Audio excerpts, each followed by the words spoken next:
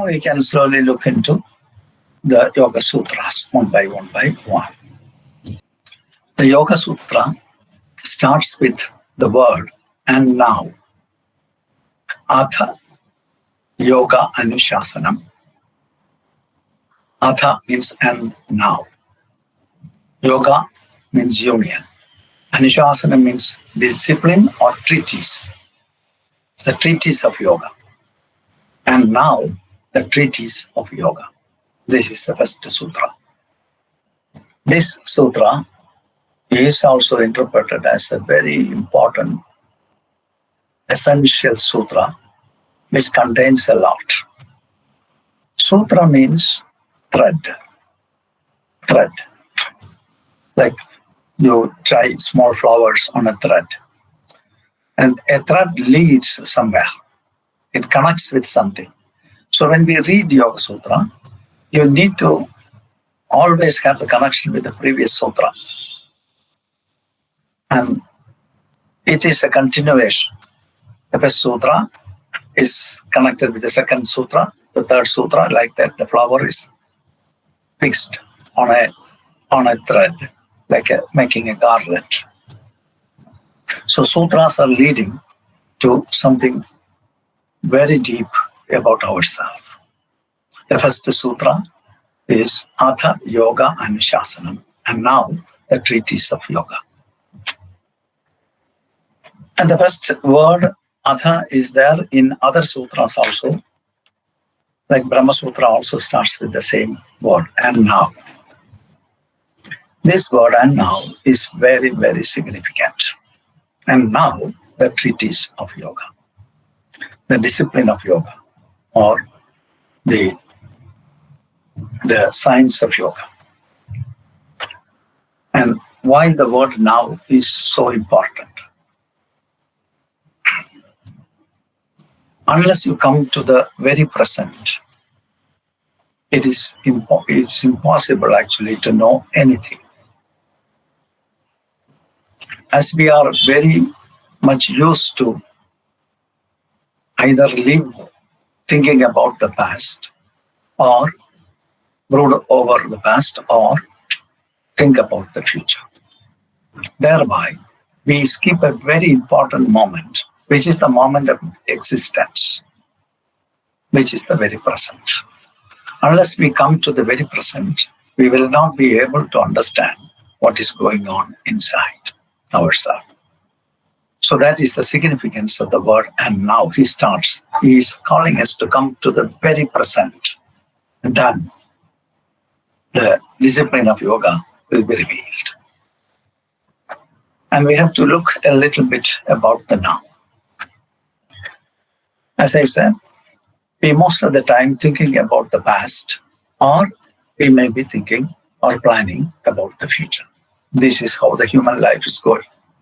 Thereby, we skip a very important moment, which is the basic moment of existence. Thereby, we miss a lot of things. One needs to have a tremendous attention to be in the very present. Unless we are in the present, we may not be able to know anything. So how to come to the present? What is this present? Time is a continuum. In the continuum, the only time that is active, that is going on, is the now. It's the very present. The existence is happening in the present. It is neither happening in the past nor happening in the future. But the human mind is mostly, as I said, living in the past or maybe planning for the future. Thereby, we don't get into the very present at which the existence is moving on.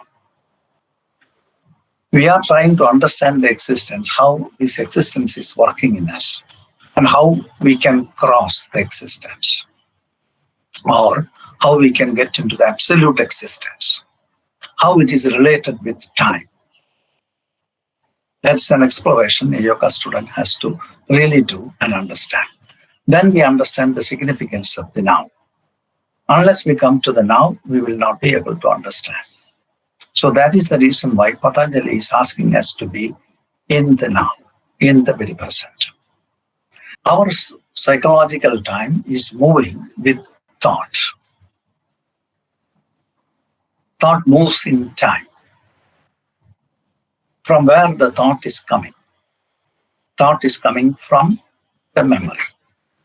Memories are the retentions of the past.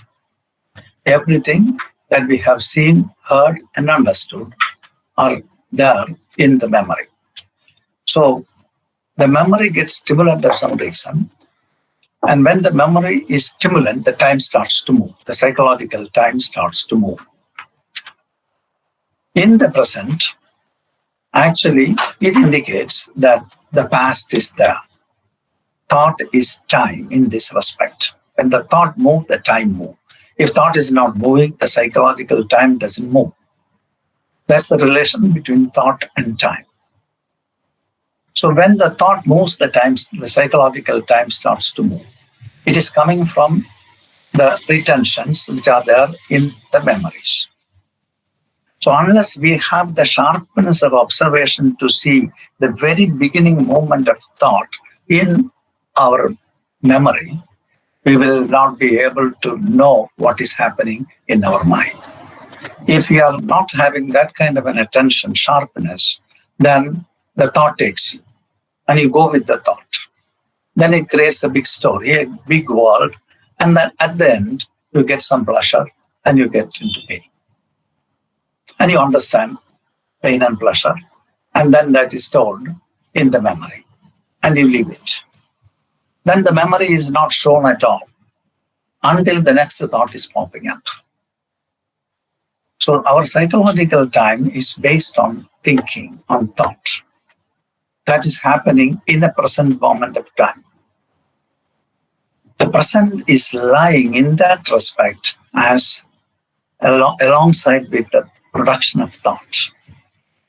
If you are vigilant and sharp in our observation, we can see the first moment of thought. And that is the present. And we need to have that kind of a sharp focus to understand the very present, which is the base of the psychological time, to understand the psychology of our mind. Patanjali is a great psychologist. He can be considered as the father of Indian psychology. Patanjali's Yoga Sutra is a basic psychology work.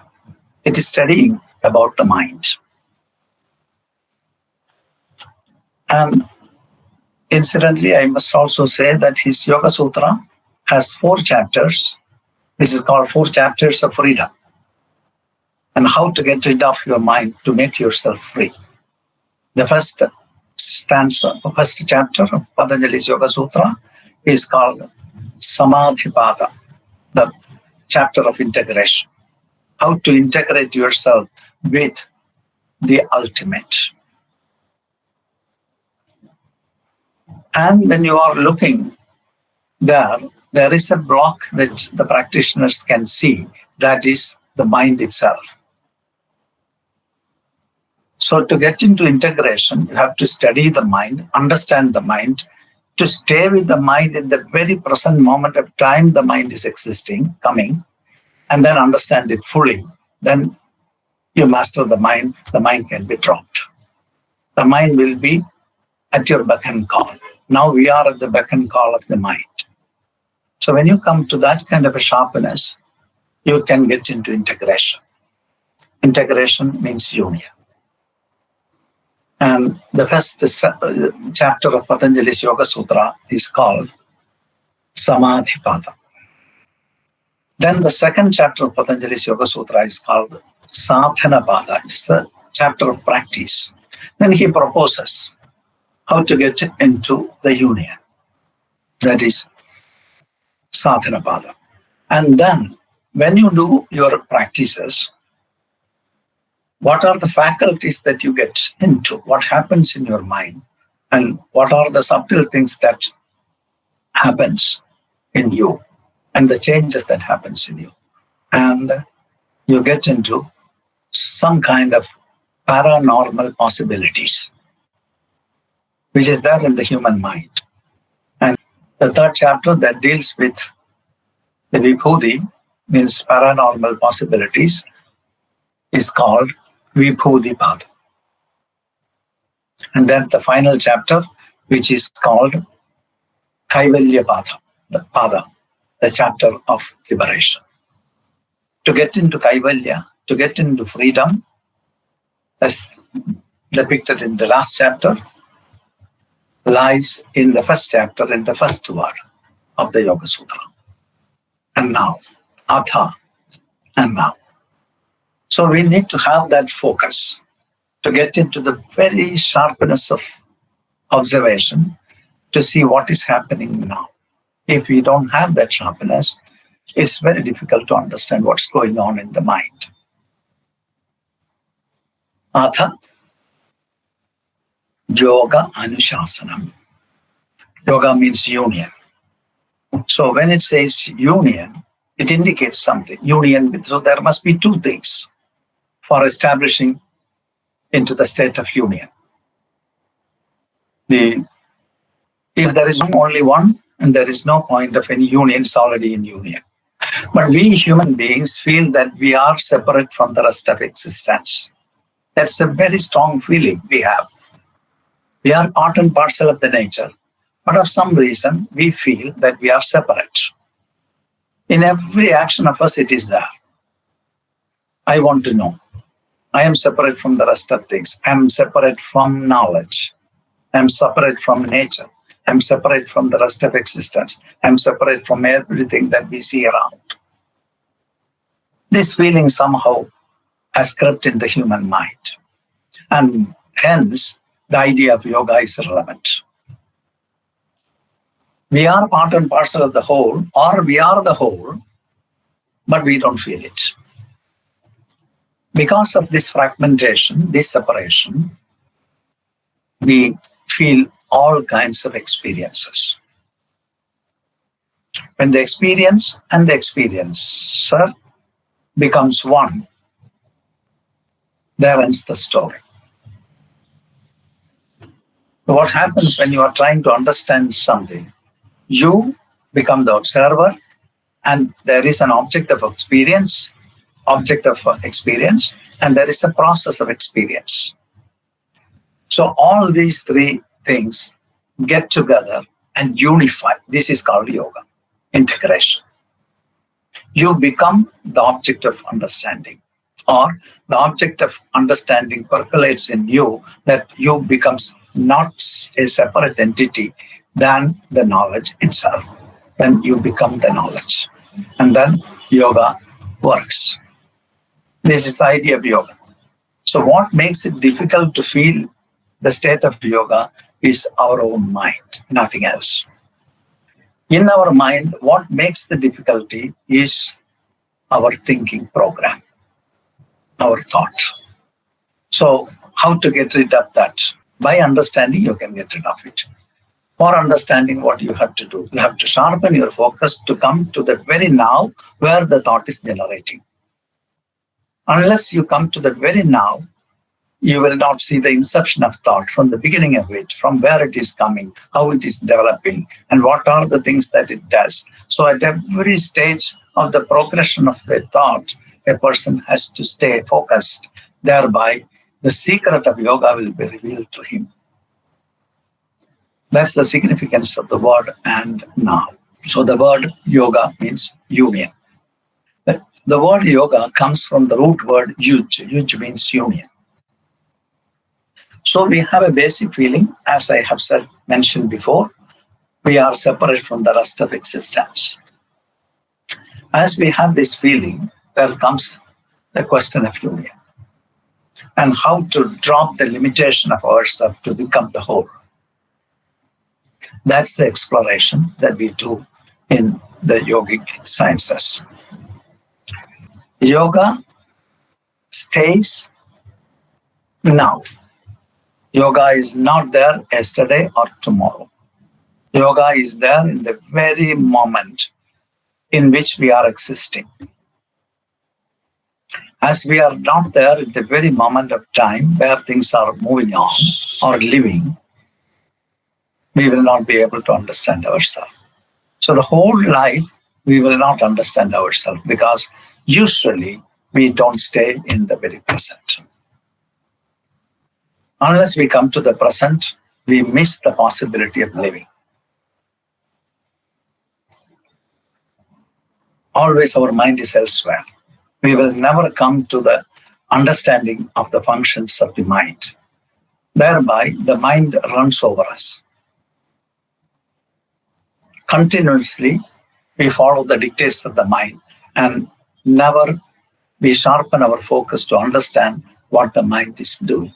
Unless we do this, we will not be able to understand ourselves and how we live our life. So that's the reason why Patanjali is starting his Yoga Sutra with this word, and now. That's the significance of the present. We have to sharpen our focus to the maximum possible level that we can look into our mind to see what the mind is doing. That's a prerequisite for studying yoga. Unless we have that focus, it's very difficult to understand. Then he is talking about the whole discipline of yoga. Atha yoga anushasana. And now yoga means union with something else. What is that something? Union with the absolute. We are fragmented. We are not feeling ourselves as integrated beings. We are very divided, very much fragmented, and really ruled by the dictates of the mind, which is constantly putting you in challenges, and no peace of mind, no calmness, and we never get into the root of our existence because we are always in turbulence. Stopping the turbulence is yoga. Stopping all the turbulence is yoga. Calmness is yoga. So only by studying the mind we can get there. For that we need to have the sharp focusing. The word yoga comes from the root word yuj. Yuj means union. So union with the ultimate. Union with the absolute. And there comes the question, am I not the absolute one? Of course I am the absolute, but I don't know I am the absolute. That's the problem. I am motivated by the divided principle, which is continuously doing the division, which is the mind, by the production of thoughts. Thought moves in time. And if you are focusing into your thoughts sharply, the psychological time drops. It stops. When the psychological time drops, then you are beyond time. So past, future, present, everything is here and now. In this moment, we live. So we don't need to brood over the past, or we don't need to plan for the future. Instead, if we focus on the very present, both past and future are included in this moment. So you will master the time in its very root itself. When a thought is popping up, it is coming from the past. And a thought is aiming at the future. It is looking for an action in the next moment. Thought is a subtle action. It is looking for further action for fructification. In this process, we miss the moment. We don't understand the thought. We don't understand what we are doing. So that's why we need to have very sharp focus. That focus is warranted by Patanjali, by the word and now. It is important for him because he is talking this idea to his students and he wants them to be absolutely focused to get into the science of yoga. Yoga means union. To get into the union of the divided self to the undivided self, which is the universe itself, the consciousness itself. In Indian tradition, we call this as Brahman, or the consciousness. The mind creates all kinds of awareness within ourselves. But usually our awareness stays in a very limited level. And that awareness has to be expanded to the maximum that you will realize that you are the consciousness itself and you are not a small awareness. And when it happens, your awareness established union with the consciousness, and that is called the union. In normal books, some interpreters, they say the union of the self with the Brahman, or the Atman with the Brahman. This is two ideas. Atman is the individual soul, and Brahman is the cosmic soul. Atman and Brahman are the same. We feel we are separate. And that keeps you separate all the time. And that function is done by the mind. That's why Patanjali says, dropping the activities of the mind is yoga. And it is also a question that needs to be looked into by the practitioner. Are you interested in dropping the mind?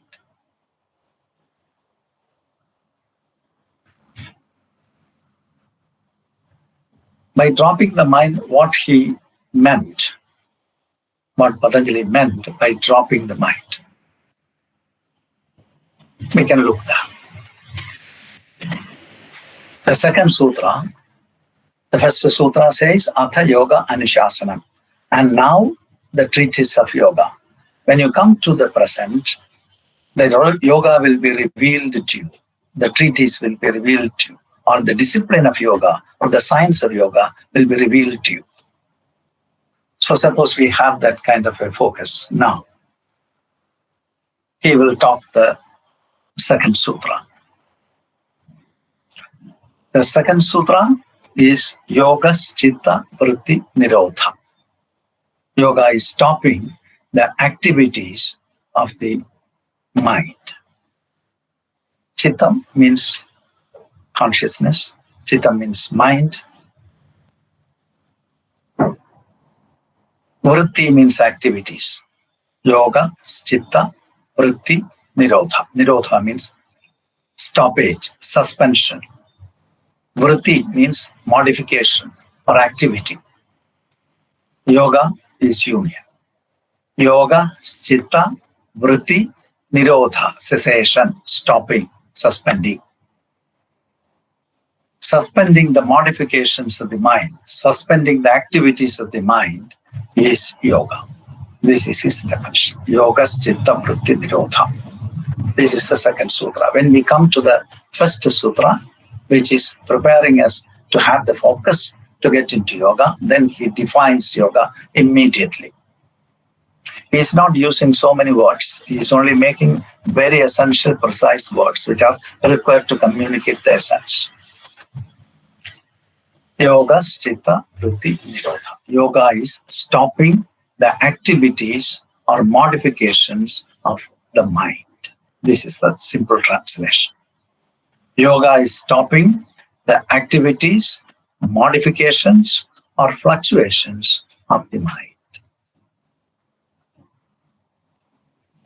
So what are these fluctuations? He will say after two sutras. So the second sutra,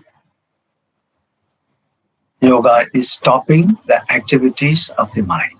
Yoga is stopping the modifications of the mind. Yoga is stopping the fluctuations of the mind. Then we take, what are the fluctuations? The fluctuations are Pramana, Vipariyam, Vikalpam, Nidra, Smriti. Pramanam is comprehension. We will take all the details of it later, but just for the curiosity, I'm saying the different activities of the mind. Pramanam is comprehension.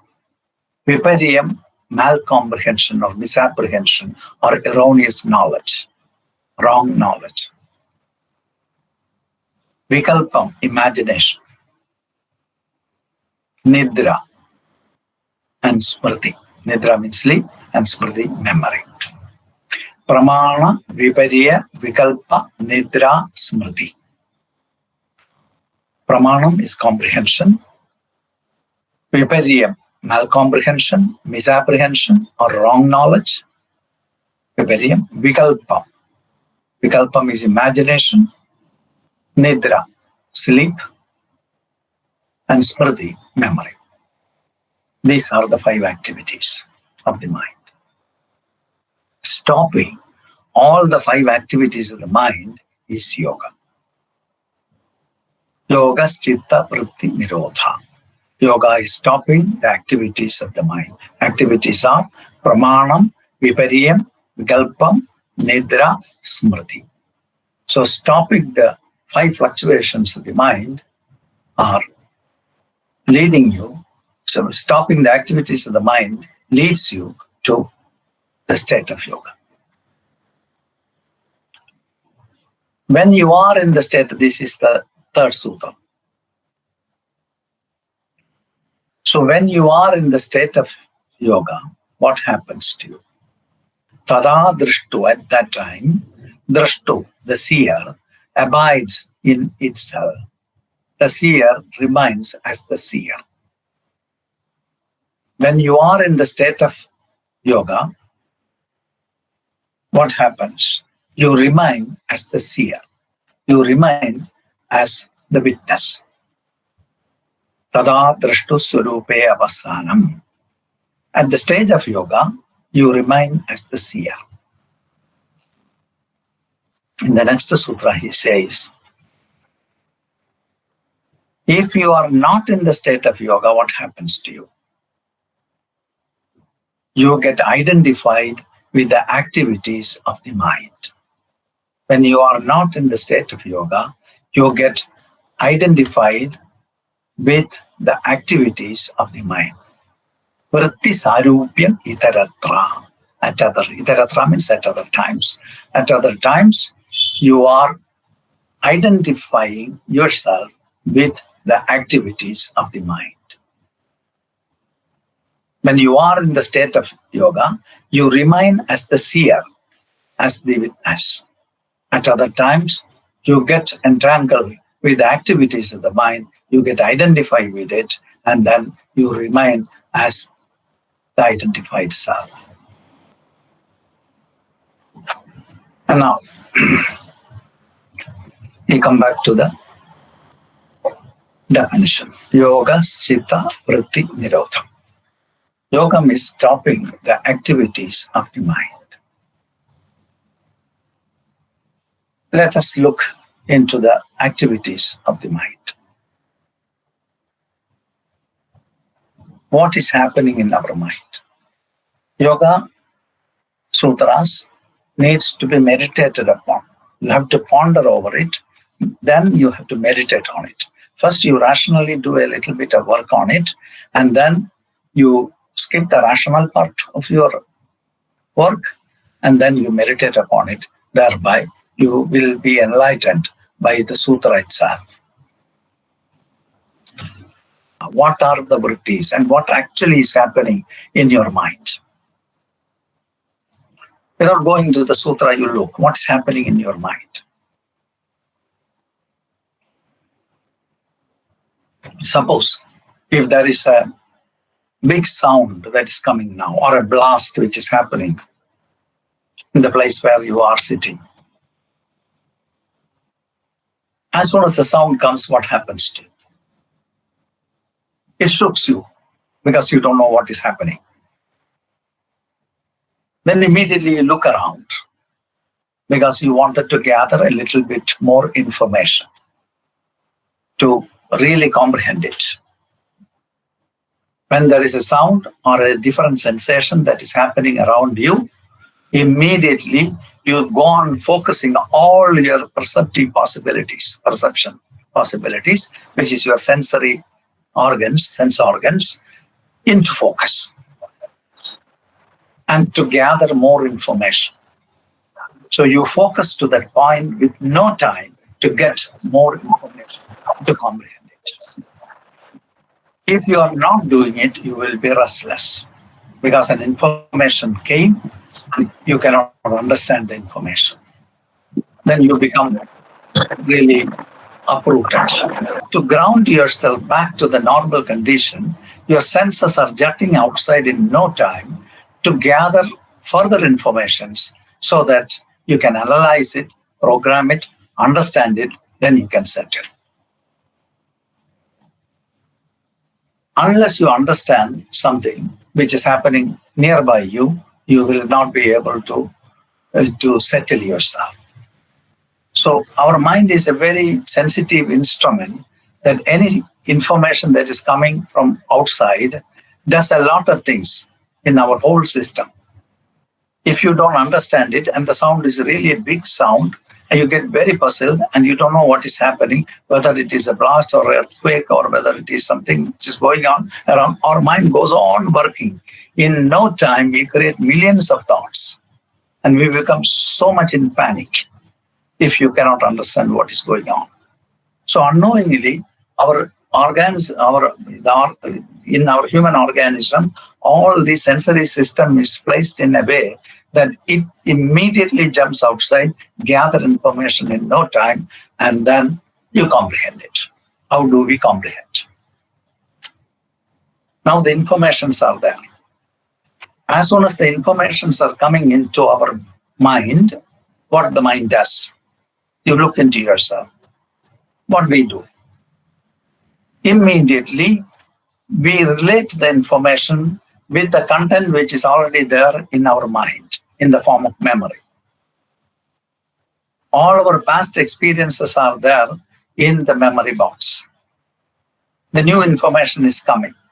In no time, similar informations are collected and gathered and popped up into the mind, and you try to compare with the already existing information to comprehend the sound. In this case, you try to comprehend the sound. If you don't have corresponding information in your mind, in the memory, what will happen? You'll be puzzled. You don't know where to look at yourself. Whether it is a bomb blast, whether it is an earthquake, or whether it is something, whether it's a terror attack. We have no idea. So far, we cannot get into the clear picture of it. We will be restless. So we go on attempting to comprehend everything that is happening around, knowingly or unknowingly, and that we never see. That's why Patanjali asks us in the first sutra, Atha, and now. And now you come to the very present to focus your attention, to see what is happening in your mind. The information is coming, immediately memory is triggered, and the new information is compared with the old information there. And if it can relate with the old information, you feel comfortable. And if you cannot relate with the old information which is there, or there is no information at all corresponding with what has happened now, you will be puzzled. You will be restless. Then you go on attempting to get more information. This is a constant process that happens in our mind. From the moment we wake up till we sleep, this is going on. In sleep, in dream, the same process goes on. So this is making you very tired, very defocused all the time. You try to focus, then the focus is out with another information. We get very distracted, constantly distracted with informations that are coming from outside. In this distraction, we can never get into the understanding of what is happening now, because we are not anymore in us at this time. We are not in the present. We are anxious about what will happen by the sound. Or if it is a terror attack, where should I run away? How to escape? Where to hide? But we don't know what is happening. But we anticipate all kinds of troubles, and then we are moved by the troubles. So yoga is not going according to the sensory information. It is studying the sensory information and related associated work which is happening in the mind, and how we synthesize knowledge, and how we get identified with everything, and then how we feel proud about all these things, and how we create our individual self in this way. This is me. The sum total of everything that is happening around you makes you your person. So the person whom we think we are is the remain of the past. It's a dead person. We hold on that idea, which we synthesized, which is not existing now. This is the problem with the informations. We are living on the basis of information, which is something of the backlog, which is associated with the backlog, and try to understand this. But in this process, we skip the possibility of knowing what we are doing. Yoga asks you to understand the mechanism of the mind. Yoga is not interested in the information. It is interested in the activities and not in the information. It wants to master the activities of the mind. It is not interested in the activities, in the information that it gathers and all. Because it has understood, yoga has understood that when you move along with the mind, without being the observer of the mind, you miss this very precious moment of existing. As we are not existing in each and every moment at hand, what will happen? We don't live our life. We think that we are living. That is the reason why we feel unsatisfied, dissatisfied. Never we live any moment which is at hand. Even when something is happening, we are not there. We are looking for the result of it, or we are brooding over something which has happened yesterday to compare and to get a further information out of this. And it's a constant process. In this process, we will never be relaxing. When you are relaxing, you are with yourself. You are not creating a particular person out of your living. You remain as an innocent child. The information passes through you. You see the program which the mind is doing, and you master the program. Thereby, the program cannot catch you and bring you along with the program somewhere else. That's the reason why Patanjali asks us to be in the very present to study the yogic system. Yogic system, as I mentioned before, is not interested in the information. It is interested in the activities, not in the involving in the activities, but in watching the activities of the mind. To master the activities, not the information. In the example which I said, when there is a sound, the mind is collecting as far information as possible to comprehend. It goes into the mind. In the mind, in the repertory of information, there are similar informations, not the same information. We never get the same information more than once. So what we are doing, the new information that is coming, we are comparing with already dead information which is there to understand the new information.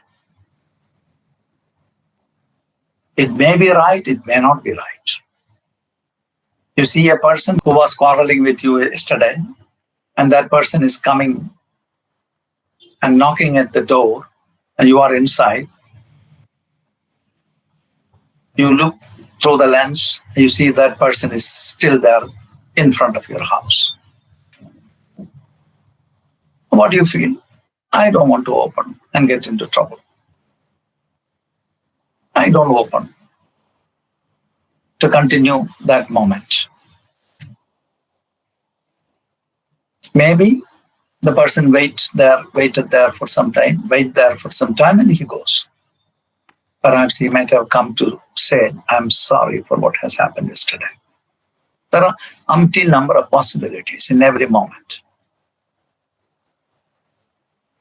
This is what happened because already the process has taken place in your mind. All the memories of yesterday's quarrel with the person is popping up in the mind, and on the basis of that present dead matter, we assess the present presence of the person, and thereby we attributed everything on him, and we missed the possibility. There are many possibilities there. Maybe he came for attacking you again. But we don't take that chance out of fear about what will happen in the future. So our mind is working like this. We are anxious, we are frustrated, we are worried about the future.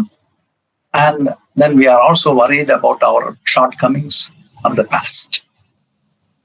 In this wrestle between the past and the future, we miss the possibility always. Unless we come to the very present moment, we will never be peaceful in this life. That's the significance of Patanjali's now. You can be peaceful only when you understand things. If you don't understand things, you can never be peaceful. When I say understanding, the yogic understanding is different from the normal understanding. The normal understanding is comprehension. Patanjali is asking us to stop comprehension, one of the major activities of the mind. So what kind of understanding which he is proposing there? He is asking us to drop comprehension, misapprehension, memory, imagination, and sleep. Then what kind of understanding he is proposing? He is proposing a totally different kind of understanding. That's the understanding yogic students have to familiar with. There's a totally different understanding, which is not heard, seen, or understood so far, which is not in the normal track. It's an understanding based on pure feelings, based on integration. To become closer to the object and feel. You come closer and closer to the object through your meditation so that you become the object and you feel the object and you realize the object. This is a kind of understanding Patanjali is proposing. It's not analysis, it's not synthesis. Instead, it is integrating with the object of understanding. In yoga, mostly, the object of understanding is our own mind. So integrate with your mind to understand everything that is happening in the mind, that you are fully satisfied that the mind drops by itself. Thereby, you'll be free from the activities of the mind. Then you are in integration. This is the integration Patanjali is proposing. Yoga, schitta, second sutra again. Yoga, schitta, vritti, nirodha. Yoga is stopping the activities of the mind. Now we are personally looking into our own experience to understand how the comprehension is working. That's what we looked. And taking an example of the sound that has happened. Even when you are listening to me now, if there comes a strong sound, as we suggested in the earlier experience, immediately you skip me and you go there with your mind.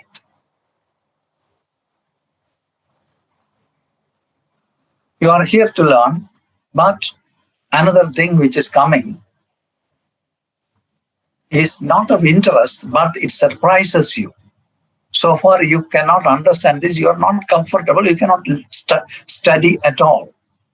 So that's why you are jumping there to catch the information, to compare with the already existing information so that you can locate the information, you feel comfortable. But it goes on coming all the time. So far you are awake. This is constantly happening. As it is constantly happening, you are constantly restless. And then it becomes our pattern, our habit. So we will not be able to know anything other than doing the same thing. If there is a sound, you go there. If there is some light, you go there. If there is some other sensation, you go there. It goes on moving with that and feeling that this is the life. And then we have not understood anything. We might have seen some sound, some light, some sensation, something, and the life is going to end.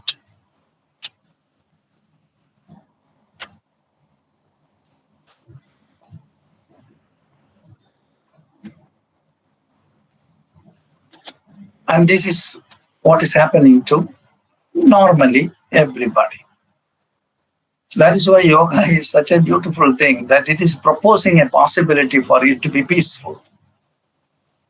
But that will happen only when you go out of scheme.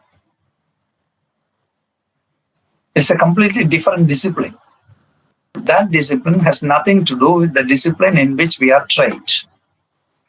So it is complete transformation. Yoga is proposing a complete transformation, a complete different way of looking and understanding, coming closer and closer to the object of understanding and become the object of understanding. Thereby you feel what the object says. Then you understood it. Then your understanding will be concise, precise, and that will be concrete, that you will not have any doubt about it.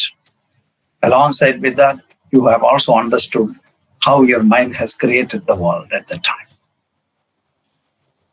So when you ask the mind not to do that, he will not do it. That's the mastery over the mind. Otherwise, the mind will take us somewhere, wherever it wants.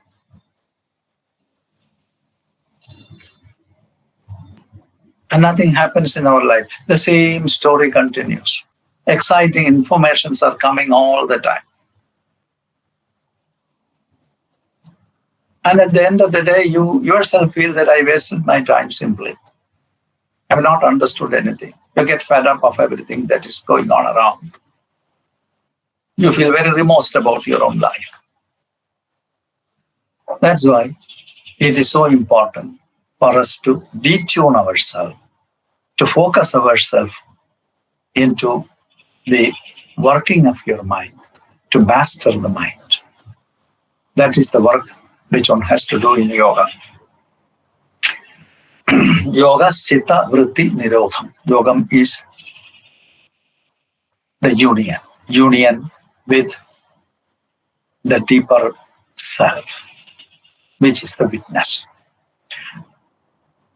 Then the second fluctuation which is proposed by Patanjali, or second activity which is proposed by Patanjali as an activity of the mind, is Vipariyam. Vipariyam is malcomprehension, wrong knowledge, erroneous knowledge, which is also an activity of the mind. The mind is constantly doing this process. In the example I suggested before, the man who came to your home, with whom you have a fight yesterday, when you see him through the lens of the door, you feel that, oh, he's again here, troublemaker. He didn't want to open the door. Maybe he came to say sorry. Yesterday I was in a strange mood. I'm very sorry for this. And so please excuse me. There is a chance for that. We don't know what he's going to say. We wanted to avoid him completely based on the presumption that he is there again for another fight. This is wrong comprehension. This is happening constantly in our life.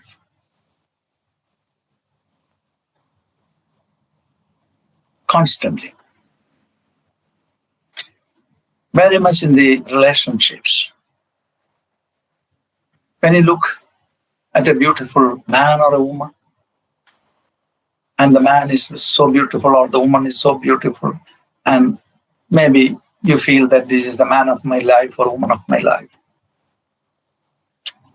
And you marry, you start to live together. After the beginning fascinations, slowly, slowly things starts to reveal. And new behaviors are coming up, which you have not thought about. That was not in your impression before.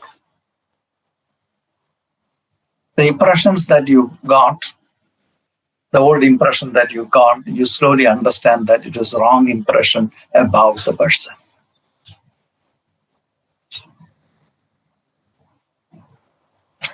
And then what to do?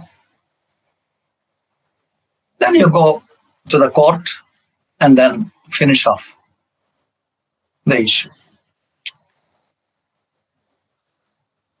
The person who you felt made for each other or your partner, convinced of it, in no time became a devil to you, a perennial disaster to you. You want to get rid of this. So the impression which you had at the beginning is proved as a malcomprehension or a misunderstanding. When new information came to you. So in the presence of a new information, if an earlier comprehension gets altered, that earlier comprehension could be considered as erroneous knowledge or malcomprehension. This we are constantly doing every day. Every small things, this wrong comprehension goes on. Then we try to refine our knowledge all the time, but always it will end up in some kind of wrong way of comprehending things. This is an activity of the mind, constant operation of the mind, activity of the mind. Then in the absence of an object or a natural phenomena, if your mind is trying to create that object mentally, it's called imagination. A very high percentage of activities of the mind comes under this. Imagination. You go on imagining things, which is not supported by a natural phenomena or a substantiating thing. Mind is continuously creating imagination. So in the absence of a natural phenomenon or a supporting object, when the mind tries to create something, it is called imagination. This has nothing to do with facts. It's a constant process. It is not bad. I'm not saying all these things are bad, but ultimately, it takes away the peace of mind of the person. When the mind is settled, you are peaceful. These kind of activities goes on engaging you all the time. Imagination. Then the imagination can go into a very high level of imagination. Thereby, you will start to believe in things which you don't know what it is. For example, void. If I say void, seemingly you understood void. When you listen to the void, you seemingly feel that you understood the void. What happens at that time in our mind? We are creating an idea of void. And then we start to live that idea. And you feel you understood void. There is nothing which the mind can understand as void, because so far the mind is in an activity, it cannot perceive void. It cannot understand void. So we have certain words like freedom. Have you ever seen something which is free in this world? In this universe, as far as you could see, everything is interdependent, moving around others. Our solar system, our Earth is moving around the sun. Sun is as part of a bigger galaxy. Moon is moving around the Earth. And everything here, small things are all interdependent and nothing is free. But we have the idea of freedom. What is this freedom which we are aiming at? Is there anything in this world, in this universe, that we have seen totally free? So it remains as a concept. You create a concept and you start to believe the concept and you feel and create that idea in your mind and believe that it is actually a true fact. This is high level of imagination. Brahman. You believe in Brahman. You don't know what it is. You're looking for freedom. You're working for freedom. You don't know what it is. You can never understand with the mind what is freedom. So there are words, these are simple words, which is not supported by a natural phenomenon or a thing. That's what Patanjali says about imagination. And we continuously create this kind of imagination, David, which is not supported by a natural phenomena or a thing. It's a constant process. A lot of our mental activity falls under this category. Then memory. Memory is the retention of the past experience. Every experience, every information that falls into your system is recorded and stored in the memory. Then you analyze, you rationalize it, you find the right and wrong of it, and then you synthesize your knowledge, you make your concepts, you make your beliefs, ideas, everything, and you store it in the memory. And as and when an information comes, you take this old information to compare and comprehend. All the information which are there in the memory are old informations which has nothing to do with the present. As we are training ourselves with the dead past, we make the moment dead. That's why we get tired. In this process, nothing concrete will come out. The ultimate knowledge, which can arouse you into the zenith of glory of your existence, like being in love, won't happen in this program. And it is an impossibility if you tread this path of knowledge. It's an impossibility because it is all based on dead past. It gives only frustration. A little joy will come always, and that's a momentary joy, and that will go. More pain will come, more suffering will come, more anxiety, fear, frustration, everything will come. And we go on living, and never we open the actual door of knowledge.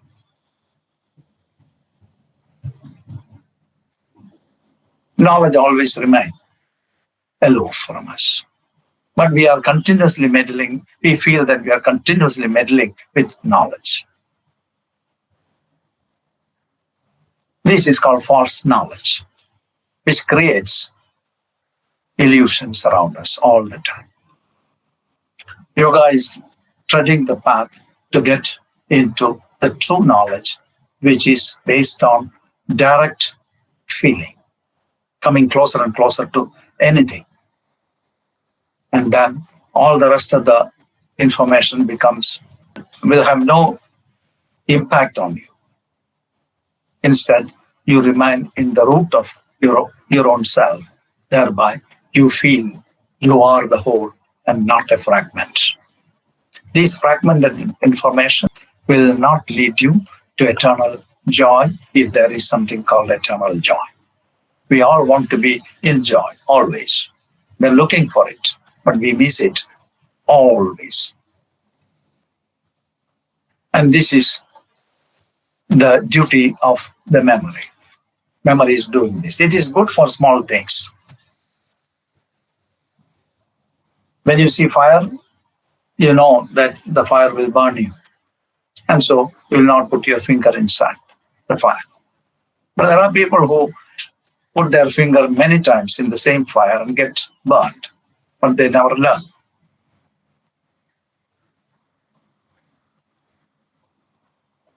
And the experiences are all compared with the memory to comprehend. This is a constant process which is going on all the time. In this process also you get very exhausted by this particular activity of recollecting the memories all the time. The memories have two levels. One is retention, the other is recollection. Retention is just storing the memory immediately. As soon as something happens, you store it. You store the memory and keep it there. It is there. There are many things in the repertory of our mind, in the information. A lot. We don't know. As and when something is needed, it pops up. And we go on pushing these memories further down if it is a memory which can stimulate some kind of frustration in you. And these memories, which are creating troubles, will be pushed further down and down into the memory, in the deeper areas of our consciousness, of our mind. That will be getting strung there, and it will shoot up one day to destroy everything, all your peace of mind. It can lead a person also into mental disorders. So it is not a small thing. Even when it is not active in the memory, it is a trouble that we are holding there. And so much of suppression on the memory will be rejected by the system that it will pop up outward to the world, that you will not have any control over the popping up of all these things, creating illusions and imaginations. Thereby, you get so much restless and you cannot fit in yourself with the society after some time. This is a troublesome area which needs to be looked and slowly eradicate the memory. If you go on suppressing, it is getting powerful. But if you are slowly used to get into the memory and then see it, familiarize with that, and then you understand the memory is the remain of the past. It has nothing to do with the moment at hand now. So you are slowly becoming free from the hold of the memory. You are holding the memory. You are dropping it down, pushing it down. It is not a possibility at all. It is a problem only. And so memory is also a fluctuation. Exactly the fluctuation part of the memory is recollection. It goes on recollecting it constantly, that you are in the process of that activity day long. By all these activities, a person gets very, very tired. So far we are awake, this activity is going on, a constant activity for hours and hours. And this activity doesn't permit you to sleep also at times. Your sleep will be impaired. You need to put off this memory and all the activities to rest completely so that you can rejuvenate your system. So sleep seems to be a greater proposition, but in sleep, you become so ignorant. Otherwise, if everything is very active 24 hours, you will be mad after some time. So to rescue you from the inevitable disaster of getting into madness, you will be put off. You will be made to put off into sleep. So your stress will be relieved and you will be rejuvenated. And during the process, we go on accumulating stress. Thereby, after some time, you cannot sleep also. But that is not a yogic state.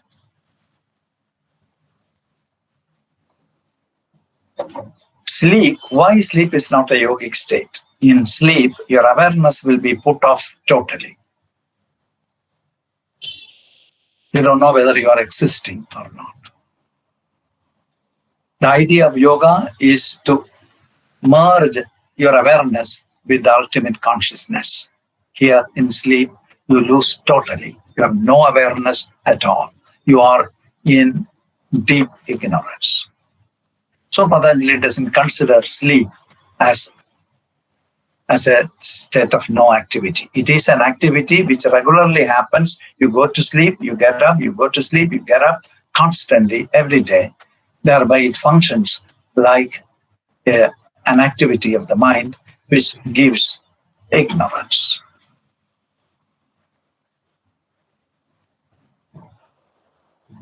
So that is also included in the fluctuation, in the activities. So we have seen comprehension, misapprehension, misunderstanding, imagination, memory, and sleep. These are the 5 major activities of the mind.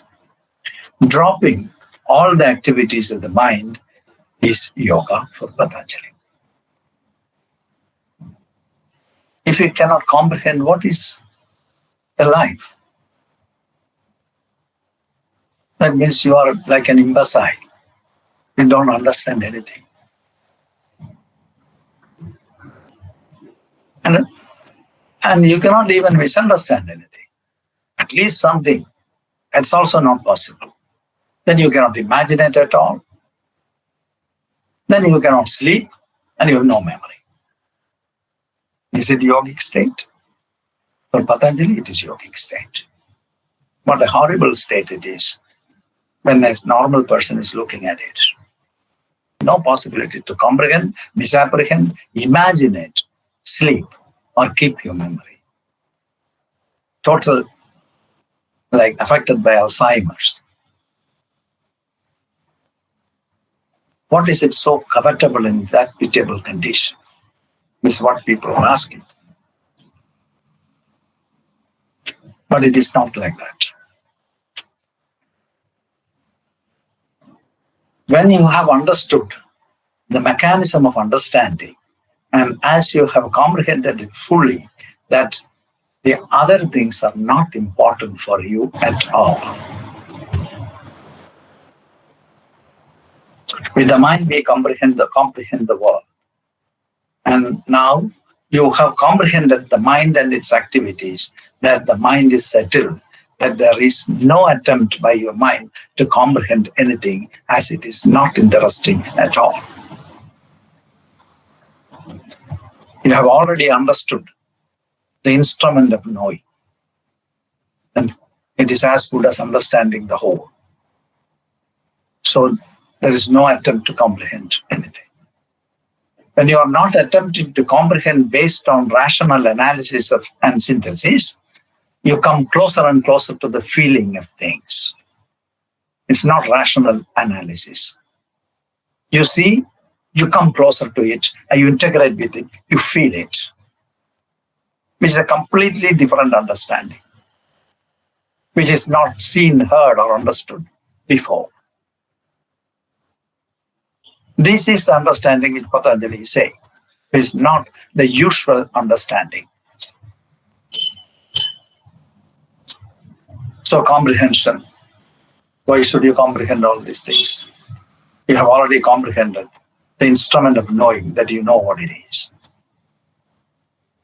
So the mind starts to rest with no attempt to comprehend in small things that's happening all the time. As you are not comprehending, there is no scope for you to misapprehend. You're not misapprehending at all, because you are not even trying to comprehend.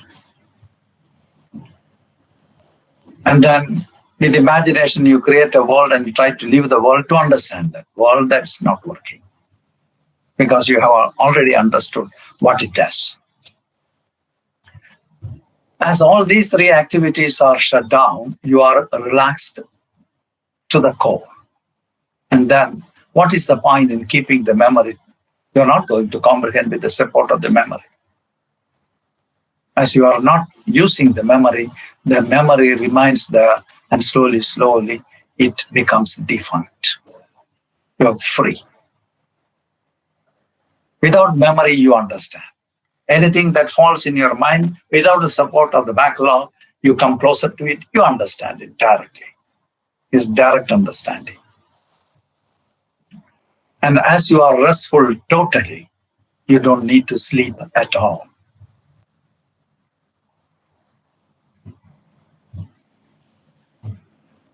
So it is not a very strange and pitiable condition. Instead, it's a comfortable condition for the practitioner, that he is restfully existing with awareness, feeling himself as the whole. That he don't need to know small things. He is the whole. Everything is included in him, and he is the all at all times. And nothing more to know. He's totally resting. This condition is what is happening in yoga. Yoga schitta vritti nirodha. Yoga is stopping the activities of the mind. Then when you are in the state, the third sutra, when you are in this state of yoga, which I explain now, what happens? You abide in yourself. You are seer, the one who sees. You remain as the seer. You are simply seeing.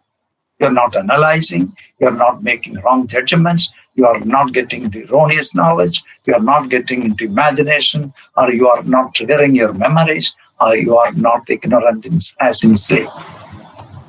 Instead, you remain very alert, absolutely alert and relaxed. And you remain as the witness.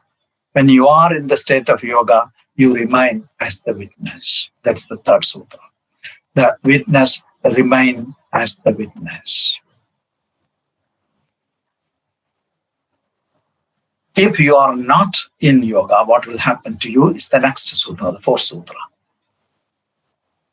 When you are in the state of yoga, the witness remains as the witness. The witness abides in itself. At other times, you are fluctuating with the activities of the mind. Vrittisaroopyam itaratra. Vritti means activities. Saroopyam, identification. You identify with the vrittis. If you are not in the activities of the mind, you are identifying with the activities, and you create a world of its own, and you immerse in that world, resulting in pain and pleasure. You will not be in the state of bliss. You will not feel one with the rest of existence. You will feel fragmented. So far you feel fragmented, there is possibility for conflict all the time. Vrittisaroopyam itaratra. At other times, you are identifying yourself with the activities of the mind. You feel that it is real. Constantly you feel this is real. So we fight and they fight, and you keep all these bad feelings inside you. With that feeling, you go on pulling with your life, and then life becomes a misery. So this is the proposal which Patanjali did through his Yoga Sutra. The first four sutras all sutras are important. It contains a lot of meaning and big significance in our life if our aim is to lead ourselves to calmness. The importance of calmness is only in calmness you feel love. You are love embodied, innocence embodied, but you will not feel that you are love. So you seek for love. You constantly look for love. Love towards money, love towards pleasures, love towards property, love towards your house, to your children, and all kinds of interpretations of love. You create every object as a tool for you to relate with love. Whereas you are the love itself. In the process of relating yourself with love, you create the fragmentation whereby the experience of love always remain aloof from you, as love is the experience of integration. This is how we miss.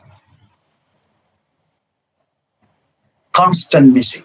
We are born with the great mission of enlightenment to make ourselves free. Anyway, we are born here. We have the sufferings. And we wanted to make ourselves free, but it is impossible for us to get there because of these activities of the mind. And these activities are actually coded in our system And that is triggered and supported by the social conditioning. Thereby, we only knew all these things. But there are great masters, there were great masters who have proposed the great possibility for making ourselves free. So we salute at the feet of the great master Patanjali, who has proposed the great possibility to make ourselves free. And we continue looking at our life to understand its essence and its scope and its possibilities. Thank you very much.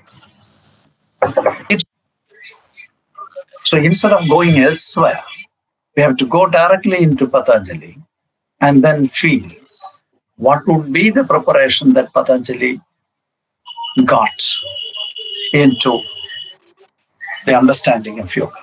And if we can look at it and explore through our meditation, what are the possibilities that we need to do to get into the state of yoga as done by Patanjali. Only the 3 books were there. As he has proposed all these things, and from the books, we can also say, for the body, you need to do something about yourself.